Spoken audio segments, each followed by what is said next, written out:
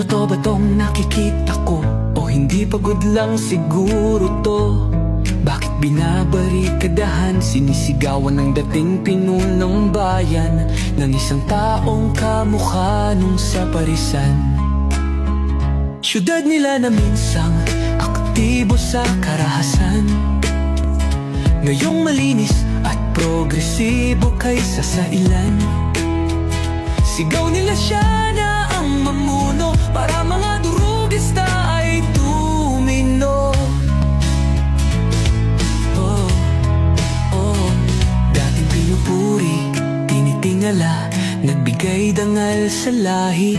Pag may lumalapit, abot tenga ang ngiti. Mahal ko ang Pilipinas, di ako papapi. Ipinanganak ako sa bayang mapagtimpi. Ipaglalaban ko ang kalayaan kahit ako'y masawi. Sisikat din ang araw, muli tayo magsasamang nakangiti. Inangat ang uniformeng kupas na may bahid ng dahas. Dudublihin ko sahod nyo, wag na kayo lumihis ng landas.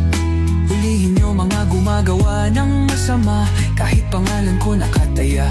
Akong bahala sa kaso nyo, basta kayo ang nasa tama. Pero ano ang isinukli? Bakit kayo nagpunyagi? Pinakain nyo sa mga estranghero ang 80 na lolo'y parang may mali.